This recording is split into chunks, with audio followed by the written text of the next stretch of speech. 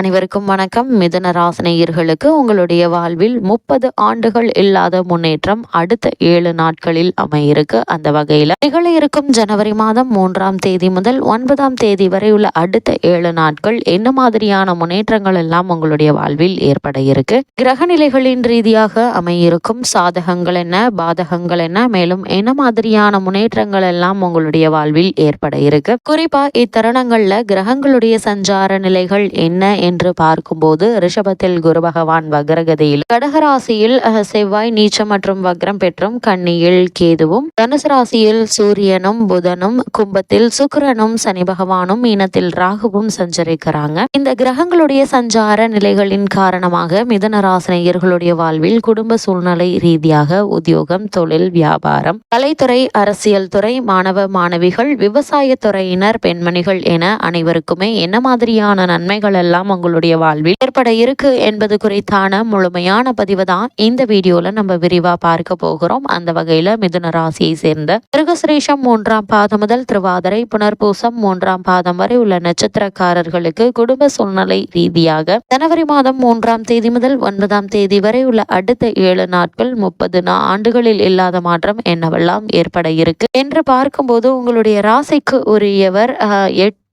இருப்பதும், பொதுவாகவே சுக்கிரன் அஷ்டமஸ்தானத்தில் இருப்பதும் கோல்சார ரீதியாக பாதகமான அமைப்பு இல்லை என்று தாங்க சொல்ல வேண்டும். அது மட்டும் இல்லாம இந்த கிரகங்களுடைய சஞ்சாரங்கள் உங்களுக்கு எதிர்பாராத பல சாதகங்களை ஏற்படுத்தி மகிழ்ச்சியை ஏற்படுத்த இருக்குதுங்க. அதே போல் இந்த வாரத்தை பொறுத்த வரைக்கும் விருந்தினர் வருகை, நல்ல சாப்பாடு முதலிய சிறப்புகள் உண்டாகக்கூடிய ஒரு தருணமா அமைஞ்சிருக்குதுங்க. அதே போல் உங்களுடைய ராசிக்கு 6ல் புதன் இருந்து, அதாவது ராசிநாதன் இருந்து குருவால் பார்க்கப்படுவதால் உங்களுடைய எண்ணங்கள் ஒவ்வொன்றாக இந்த வாரத்தில் பூர்த்தியாக இருக்குது. நல்ல சந்தர்ப்பங்கள் கிடைத்து வாழ்க்கையை பயன்படுத்தி கொள்வது உங்கள் கையில தாங்க இருக்கு. அது மட்டும் இல்லாம இந்த வாரத்தை பொறுத்த வரைக்கும் உங்களுடைய ராசிக்கு தனஸ்தானத்தில் செவ்வாய் அமர்ந்திருக்கும் இத்தருணத்துல விரயஸ்தானத்தில் குரு சஞ்சரிப்பதால வருமானத்தை விட செலவுகளே சற்று அதிகமாக இருக்குங்க. அதே போல் இந்த வாரத்தினுடைய கடைசிகள் நிதி நெருக்கடியை நீங்கள் சமாளிக்க வேண்டிய ஒரு நிலை இருக்குது. இதனால சற்று நீங்கள் கவனமாகவும் எச்சரிக்கையாகவும் இருப்பது மிக மிக நல்லதுங்க. அதே போல் சுக்கிரன் உங்களுக்கு அனுகூலமாக இருப்பதால முயற்சிக்கும் இடத்தில் அவ்வப்போது உதவிகள் கிடைக்குங்க. அதே போல் உங்களுடைய ராசிக்கு சப்தமஸ்தானம் என்று சொல்லக்கூடிய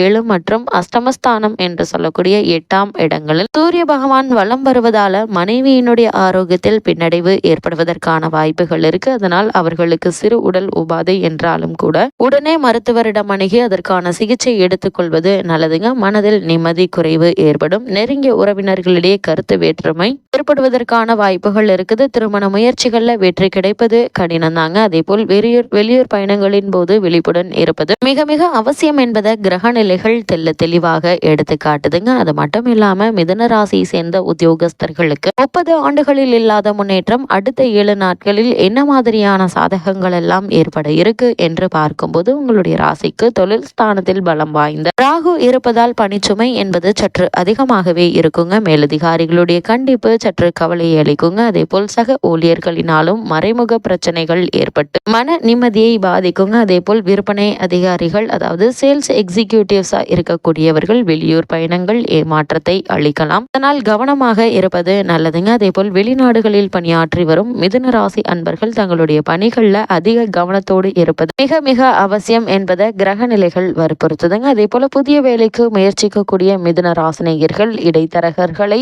எச்சரிக்கையுடன் இருப்பது மிக மிக இடைத்தரகர்களிடம் எச்சரிக்கையோடு இருப்பது அவசியங்க. அவர்களை நம்பி பணத்தை ஒப்படைக்க வேண்டாம். அதுவும் குறிப்பாக இந்த வெளிநாடு வேலை என்ற முயற்சிகளை மேற்கொள்ளக்கூடியவர்கள் அதிக கவனத்தோடும் எச்சரிக்கையோடும் இருப்பது அவசியங்க. மிதுன ராசியை சேர்ந்த தொழில் மற்றும் வியாபாரம் செய்பவர்களுக்கு மேலும் என்ன மாதிரியான நன்மைகள் எல்லாம் உங்களுடைய வாழ்வில் ஏற்பட இருக்கு என்று பார்க்கும்போது உங்களுடைய ராசிக்கு வர்த்தகத்துறைக்கு அதிபத்தியம் கொண்டுள்ள பெரும்பான்மையான கிரகங்கள் அவ்வளவு ஆதரவாக இல்லைங்க. நியாயமற்ற போட்டிகள் சற்று கடுமையாக தாங்க இருக்கும். சந்தை நிலவரத்திற்கு ஏற்ப உங்களுடைய உற்பத்தி பொருளை விலை நிர்ணயிப்பதில் சிறு சிறு தடங்கல்கள் தாமதங்கள் ஏற்படலாங்க. இருந்தாலும் சற்று சாதகமாக இருப்பது நல்லதுங்க. அதே போல இத்தருணங்களை பொறுத்த வரைக்கும் இந்த வாரத்தினுடைய 3 மற்றும் 4ஆம் நாட்கள்ல கடுமையான நிதி பற்றாக்குறையை நீங்கள் சமாளிக்க வேண்டிய ஒரு நிலை இருக்கு. அதனால் இந்த வாரத்தினுடைய ஆரம்பத்திலிருந்தே சிக்கனமாக செலவழிப்பது மிகவும் நல்லது என்பதை கிரகநிலைகள் அறிவுறுத்தது. பண பற்றாக்குறையை சமாளிக்க வேண்டி வருங்க. அதே போல் புதிய முதலீடுகளையும் விற்பனை திட்டங்களையும் ஒத்தி போடுவது நல்லதுங்க. ஏற்றுமதி துறையினருக்கு வெளிநாடுகளிலிருந்து வர வேண்டிய பணம் தக்க தருணத்தில் கிடைப்பதால ஓரளவுக்கு நிம்மதி கிடைக்கக்கூடிய ஒரு வாரமாகவே இந்த வாரம் தொழில் மற்றும் வியாபாரம் செய்யக்கூடியவர்களுக்கு அமைஞ்சிருக்குது. அதே போல் மிதுன ராசியை சேர்ந்த கலைத்துறையினருக்கு மேலும் என்ன மாதிரியான நன்மைகள் எல்லாம் உங்களுடைய வாழ்வில் ஏற்பட இருக்கு என்று பார்க்கும்போது கிரக நிலைகளின்படி சுக்கிரன் ஒருவரே உங்களுக்கு துணை நிற்கிறாரு. மற்ற கிரகங்களினால் எந்தவித அனுகூலத்தையும் தற்போது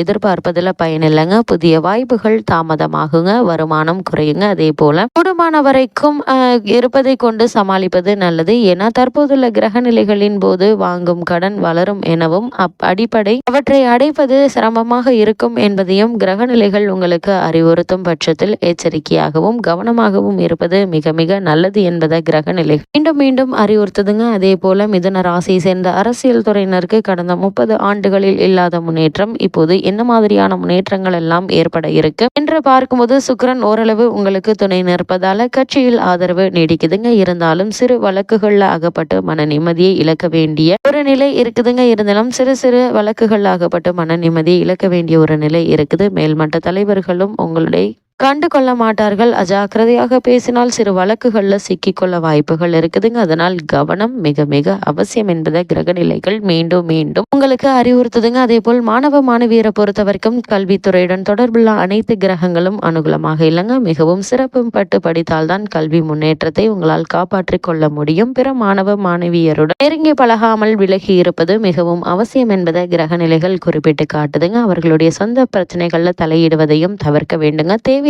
பிரச்சனைகள்ல அகப்பட்டு கொள்ளும் நிலை உருவாக கொடுங்க. அத்தகைய தருணங்கள்ல தான் கிரக நிலைகள் முன்கூட்டியே அறிவுறுத்தும் பட்சத்தில் எச்சரிக்கையாக நடந்து கொள்ளும்போது இந்த மாதிரியான தேவையில்லாத பிரச்சனைகளை உங்களால் தவிர்த்து கொள்ள முடியும். அதே போல மிதுன ராசியை சேர்ந்த விவசாயத்துறையினருக்கு 30 ஆண்டுகளில் இல்லாத முன்னேற்றம் அடுத்த 7 நாட்களில் என்ன மாதிரியான சாதகங்கள் எல்லாம் ஏற்பட இருக்கு என்று பார்க்கும்போது உங்களுடைய ராசிக்கு பூமிக்காரகரான செவ்வாய் தனஸ்தானத்தில் அமர்ந்திருப்பதால விவசாய பணிகள்ல கால்நடைகளுடைய பராமரிப்பிலும் ஏற்பட்டு வந்த விரயங்கள் நீங்கி நல்ல ஒரு முன்னேற்றம் ஏற்பட இருக்குதுங்க. அதே போல புதிய கடன்களை பெற்றவர்களுக்கு அந்த கடனை அடைத்து நிம்மதி பெற வழிபிறக்கக்கூடிய ஒரு தருணமாகவும் இந்த அடுத்த 7 நாட்கள் அமைஞ்சிருக்குதுங்க. அதே போல விவசாயத்துறையினரை பொறுத்த வரைக்கும் நியாயமற்ற போட்டிகள் உங்களுடைய சரக்குகளுடைய விற்பனையை பாதிக்கும். உழைப்புக்கேற்ற விளைச்சல் கிடைப்பது சற்று கடினம்தான் என்றாலும் கூட நஷ்டம் ஏற்படாமல் இருக்கும் என்பது கிரகநிலைகள் உங்களுக்கு தெல்ல தெளிவாக அறிவுறுத்தது. அதே போல பெண்மணிகளை பொறுத்த வரைக்கும் சுக்கிரன் ஒருவரே உங்களுக்கு ஓரளவு உதவிகரமாக சஞ்சரிக்கிறாருங்க. மற்ற கிரகங்களினால் அதிக நன்மைகளை